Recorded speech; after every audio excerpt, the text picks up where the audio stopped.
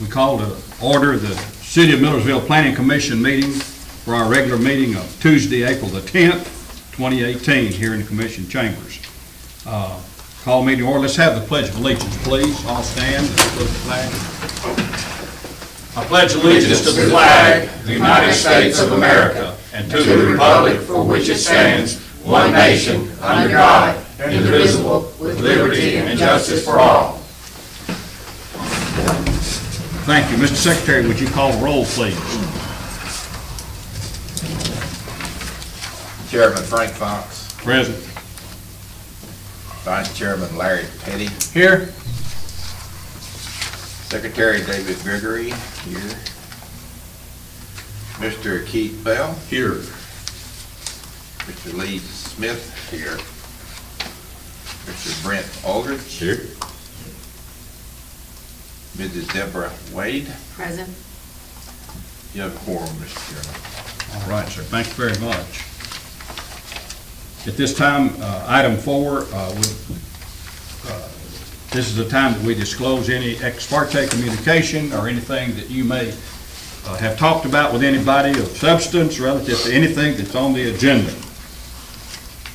No. Nope. All right, let the record know that there's no ex parte communication. I hope you've had time to review the minutes of the March 13 meeting, and if you have, I would entertain a motion that the minutes be approved as read.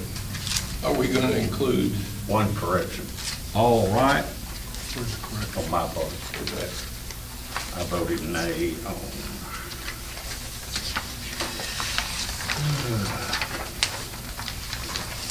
the South Williams Road C, 7C. That was only hold up. One where we don't have fire protection. And it looks like, let's see, well, it's got seven yeses and 1 no. Mine's got 7C. Yeah, 7C on the. Mine says Certainly, 7-0. Page 3. All right. 7, yes, 1 nay.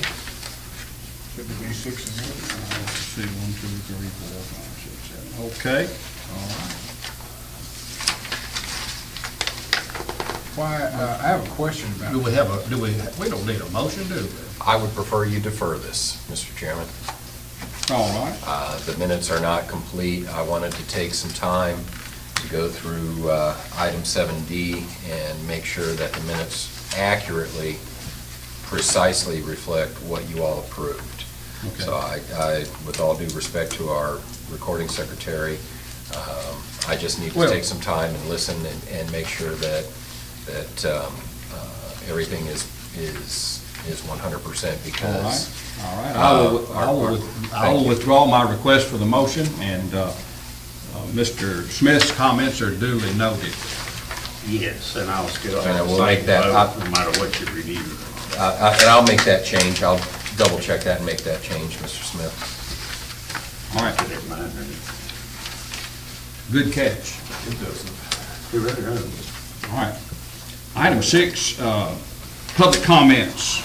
Does anybody have any comment? All right. There are no action items for tonight. I have a story to tell. Great.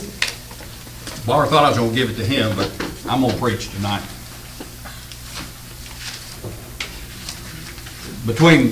Part of my ex parte communication, if you can call it that, had to do with the subdivision and the things we went through and the emotional plea that Secretary Gregory made at the last meeting, and his desire to go back and revisit the subdivision regulations.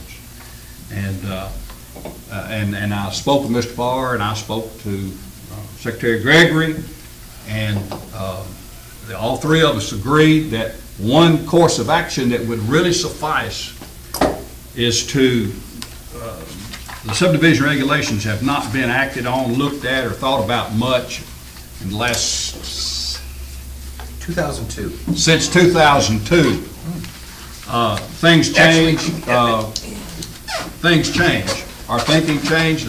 The growth rate of the city either is or is not, or there's a lot of factors in it that would make us change.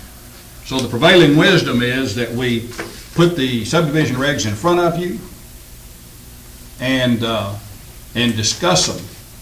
Now, to the extent that they should be discussed is our call. Now, Mr. Barr is prepared to give us a lecture of about 45 minutes. And if that's okay with you all, he's not going to talk 45 minutes. No, Can sir. we cut it All down right. to 5 minutes? Well, maybe not quite that. But anyway, you're going to find the subdivision regulations attached and with minimum standard requirements. I think the simplest thing to do and is to take them home, read them carefully, review them, highlight all the things that you like, underline all the things that you don't like, and let's come back together at the next meeting and have a lively discussion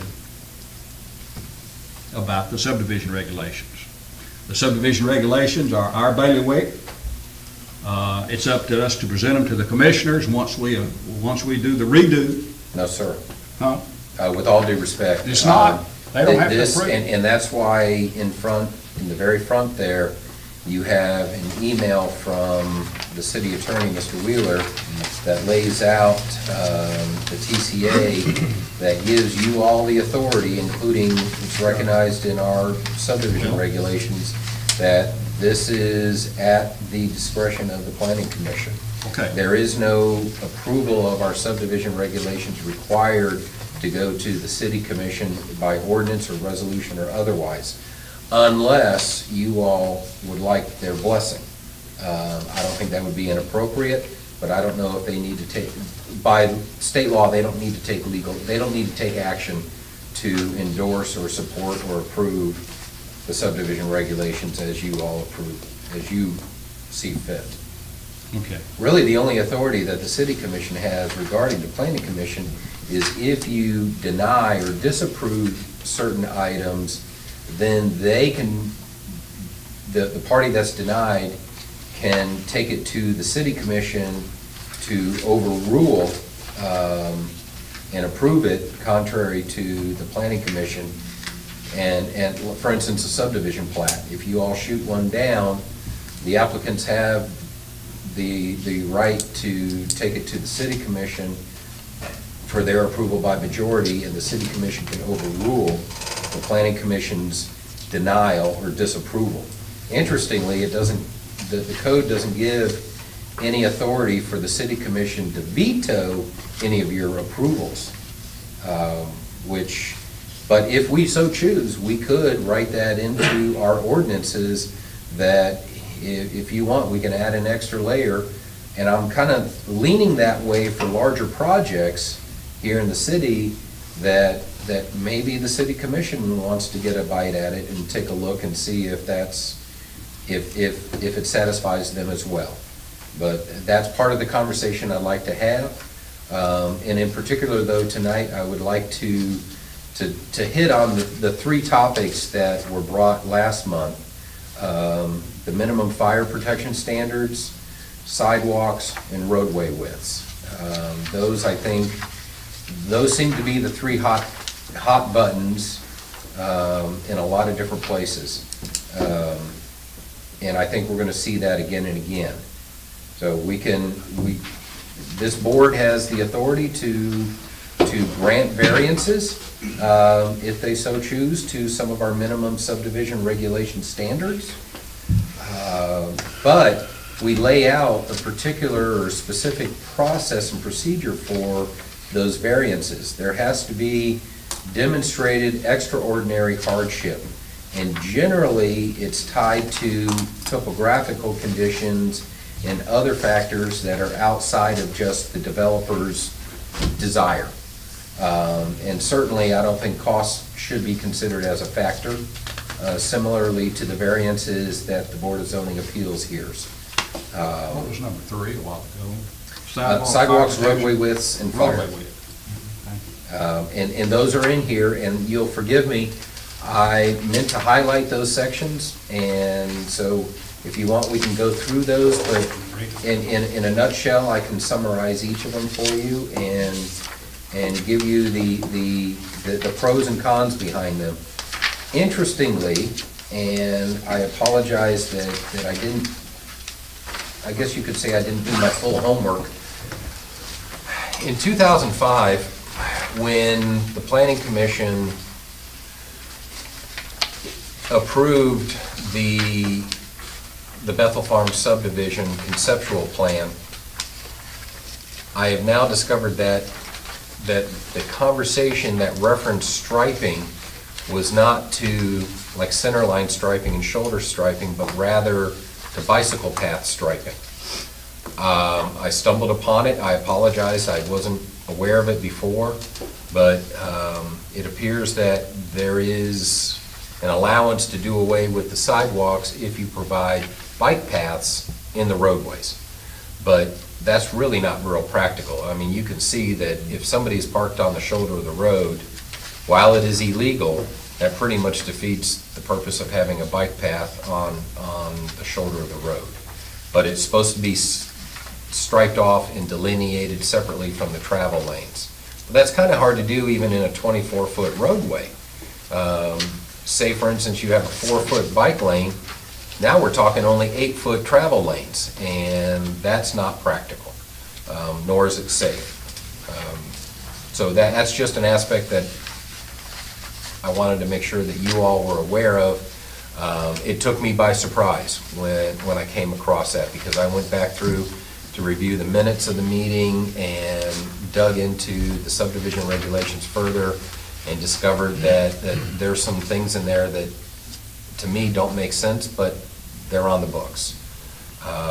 We can either take this in small bites and make some minor modifications to the subdivision regulations now moving forward, with the intent that once the zoning ordinance is updated, we ought to take a look at rewriting the subdivision regulations, because these actually were first put into place in 81 or early 80s, and then they were modified in 2002, I believe. But they're pretty dated. They're really dated. But it's a task that staff can't jump on right now, particularly with a lot of other things occurring here in the city. But we can talk about those 3 hot items, or we can defer that, Mr. Chairman, at you and the board's discretion. Any discussion? I like your idea, Mr. Fox, take this home and read it. Take it home and read it, okay? I think there's, Okay. I've never seen them, don't have a clue. Okay? All right. Review, and we'll talk about it at the next meeting, and bring your thoughts with you. Bring your thoughts. Bring your lunch. No, it's not going to take it. All right, item number 10, Mr. Barr is going to talk to us about Development Services Department report. Well, it's been an interesting month since we've last met. As you may have heard, our city manager stepped down. Right now we're putting together the advertisement, wrapping up details on that. The state's giving us assistance through their MTAS agency, and we're optimistic that we may be seating a new city manager sometime in the first half of July, if all works out.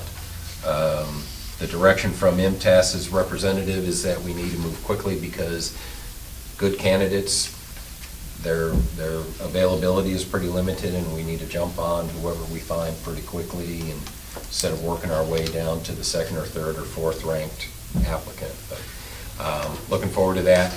As such, we're slowing down on some different things here within the city, some of the different projects, some of the different activities.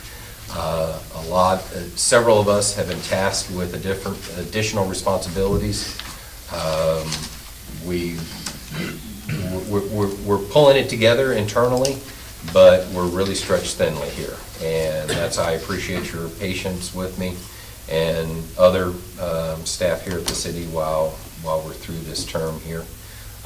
Just for your own information, I'm pretty much covering all of the state grants and whatever that we have intergovernmental relationship-wise. So working with the NPO directly, with TDOT, with TDEC. Just to refresh your memory, we have a loan program in place for our sewer rehab. That's $500,000. We need to be watching that carefully, as well as the sidewalk project. I have an update on the old Shiloh Bridge. It's not as positive as I thought, but the state is looking to let that project, and when I say let, I mean award the project in, and this is the first time probably any of you have heard this, in October of 2019. It is delayed, and it is delayed at no fault of the city.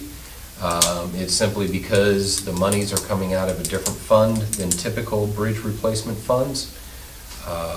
And in order to have it fully funded, it took longer to get it's about $700,000. So unless the city wanted to step up and stroke some checks on that one, we just need to be patient for the money. And unfortunately, it's an inconvenience to the residents along there, but at least we're looking at having that bridge open sometime in early 2020. The interstate lighting project, and by the way, I met with TDOT today, so that's why I'm able to give you these updates. Met with TDOT today, and we discussed the interstate lighting project. That is scheduled to be let in December of this year. So early next year, we'll have those tower lights at the exit 104. So we're encouraged about that. Also, we're moving forward on the City Hall expansion.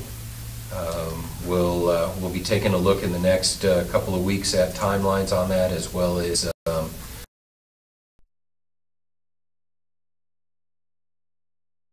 so that's moving forward as well.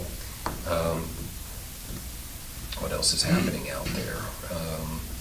We have a few stormwater issues that are occurring here within the city, some violations that we're dealing with. Since there's only a couple of us that are qualified even to handle stormwater issues, that's fallen on me, but fortunately Brandon is helping with that, even though that doesn't fall underneath his job description. But we're really all pulling together through these times to make it work. And so far it seems that we haven't really had any upsets or any crises come out that is cause for concern. So I'm pleased to report that to you. Also, I want to mention to you that national home builder that I've been mentioning off and on over the last 6 or 8 months is back at the table, and meeting with them later this week. They're looking at one of the bigger parcels in the city for as many as 600 units. So, and in this particular case, their location that they're looking at has water, Chairman Fox. You better tell the secretary that. He's the one that's distressed. And water enough for fire hydrants? Yes, sir. We got that, that's great. Yes, yes. Must not be on the hill then. And, well, it is, but it's not on that side of the hill. It depends on how side of the hill the tractor live on that. I've been shooting for that project for a while, and I mean, even guessing just ballpark wise, we're looking at you know, somewhere north of the neighborhood of what is that, $120 million worth of value that's added to the city. So yeah, to have those rooftops, and this builder moves fast, and with the housing market like it is, they can be built out in 3 to 5 years. They won't So, last long when they're no, going to market. no, they will not. Even though it's slowed down in Nashville from 100 a day to 94 a day, there's still no vacancies. I know.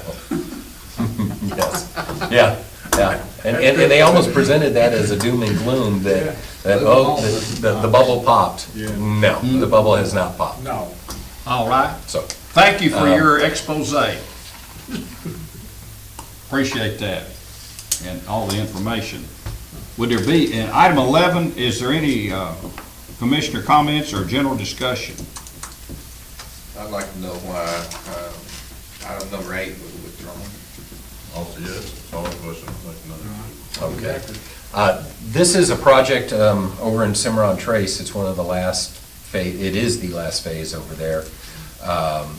It is, there have been multiple issues with this project, going back to 2007 when it was first platted. And there have been multiple stormwater violations. Karen Smith aggressively prosecuted some of those, or I guess, I'm not sure of the terminology, but it's been an ongoing struggle.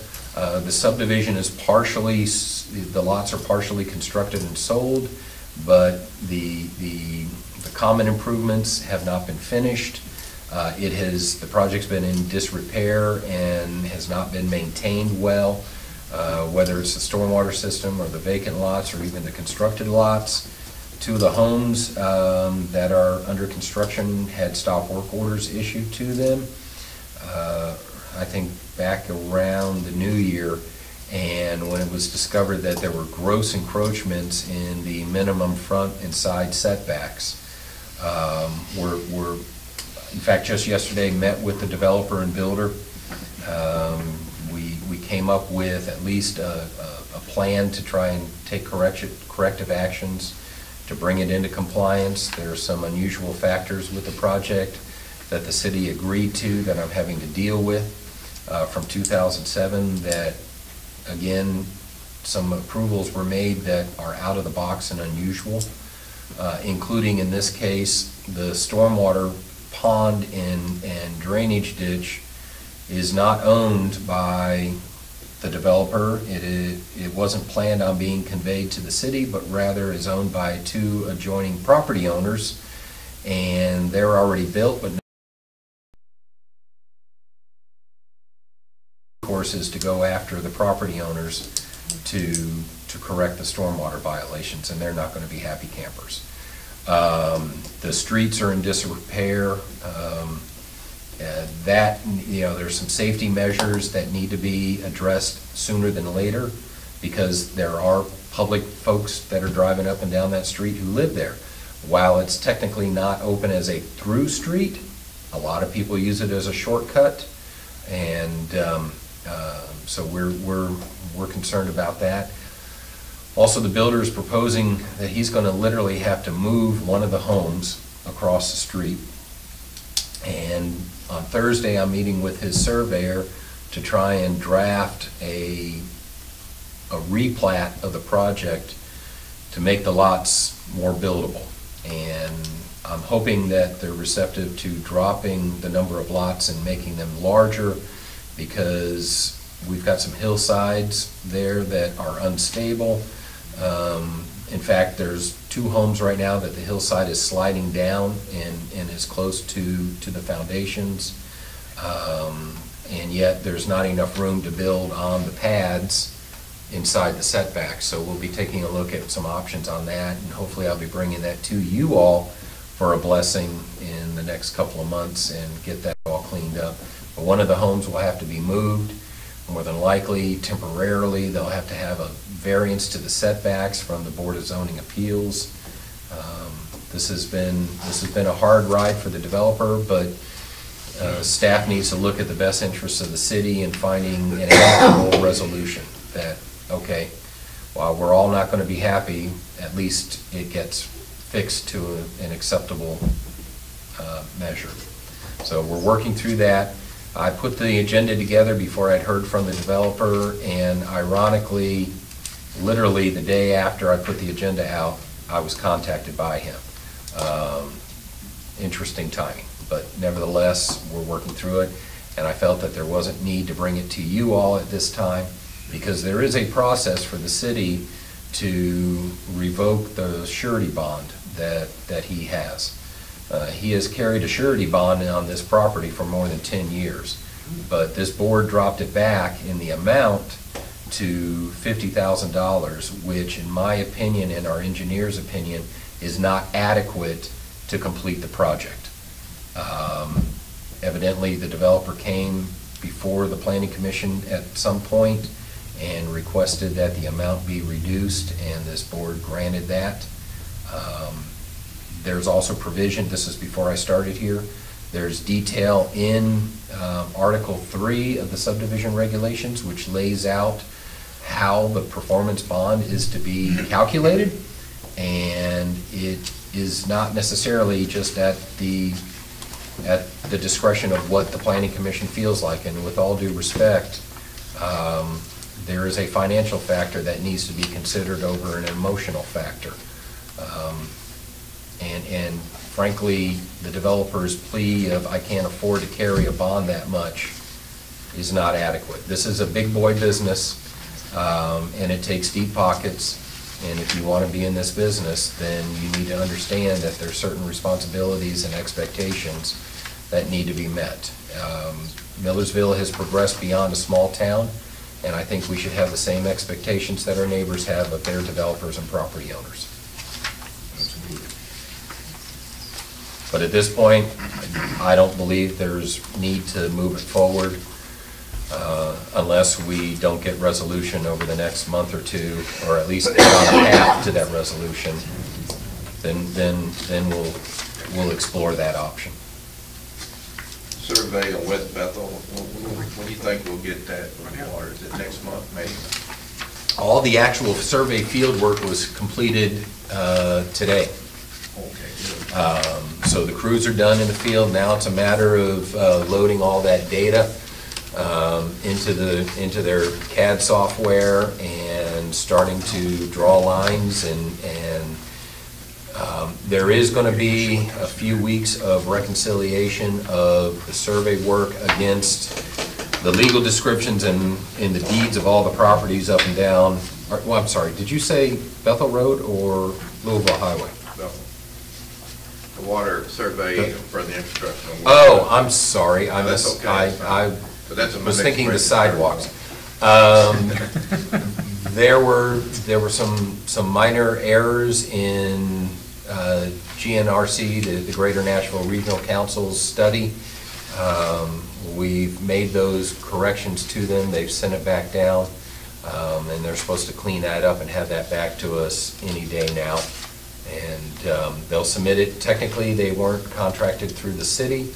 They were contracted with Robertson County, so that study belongs to Robertson County, even though we cooperated with them and we're part of it. Now, then once Robertson County's Economic Development Council and their Industrial Development Board has it in their hands, we'll push them to make sure that we can stay involved in that. And then we need to take a look at what the options are on finding funding to help White House Utility District bring the water up to where it needs to be. So that's going to take, I'm going to estimate at least another 2 months before we're that far down the road. Fortunately, Robertson's Economic Development group meets bi-monthly. So I'm expecting, I've already been in touch with their executive director and make sure that I'm in the loop. So I'll attend their next meetings and we'll keep pursuing that, because that's the document that we'll use to sell any kind of funding, grants, or financing that's necessary to get water on the west side of the interstate. Good. OHM's pulled off 31W now, haven't they? That's, yes, and that's the survey that I thought you were talking about. OHM finished have a that. timeline where we might be able to see something on that. We could see it within 30 to 45 days, an actual right-of-way document that shows us where the lines are, where the lot lines are against the roadway lines, and how that falls in with where they're presuming to place the sidewalk. Unfortunately, OHM wasn't contracted for any design, so it's more of a ballpark guesstimate where that sidewalk's going to be placed. But I met with TDOT today and we talked about that project, and there's some factors out there we need to take a look at and some timing we need to look at, so that's in flux right now. But as it stands today, we're still moving forward on that project. Is the west side still 12 foot and the east side 31? 5 on the east side. 5 on that east side. Yes, and 12 on the west. Is that the length of the whole thing? That's from end to end, that's the minimum width. And 5 foot. Yes, and what we're looking at today, we talked about separation from traffic, we talked about safety, we talked about alignment, we talked about the telephone poles, we talked about the bridge crossings. Actually, we identified that we're probably not going to have to span Slater's Creek twice or 4 times rather with actual bridges, but we may be able to just extend the culverts because those are box culverts under there. They technically, those are not bridges. They're culvert crossings. Really? Yes, sir. Which is very encouraging because the Good. price of a box culvert is a whole lot lower than the price of a span bridge. So we may just be extending the bridges or the box culverts further out for the sidewalks. And so that was really good news to hear today, which should help keep the numbers down. So hopefully I'll have more information for the city commission, perhaps as early as Tuesday, to share with you all.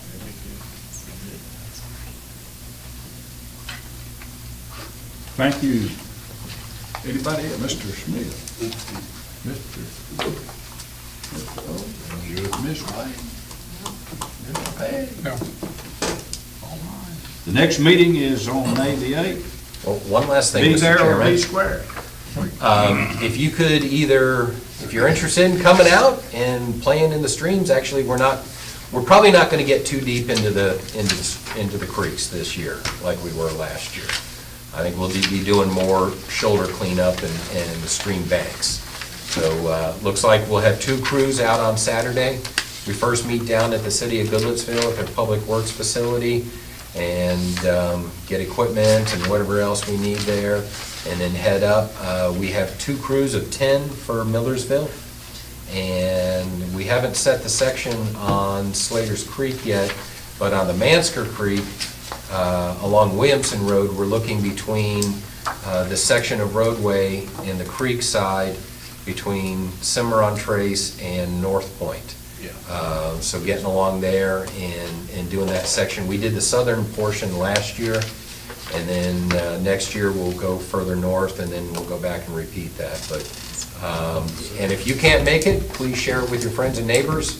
Love to have some folks turn out. If you don't want to come down to Goodlettsville to sign up or check in, just keep an eye out for us. We'll be on the side of the roads. You'll probably be able to see us if you want to just pop in and give us a few hours.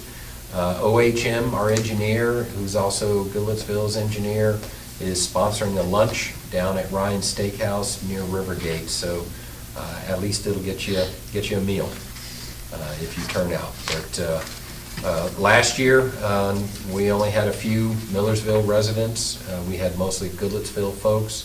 Love to be able to see a little more local involvement in that. So pass the word. I appreciate that. Thank you. Do I hear a motion we adjourn? Brett, move. We're adjourned. Thank you. Good meeting. All right. We want to know what, or I want to know what Article 3 is. Took it out. Article 3 was the surety and performance bonding, and I can send you copies of that. It was in the first draft, or the first agenda. Section 3 is not in this.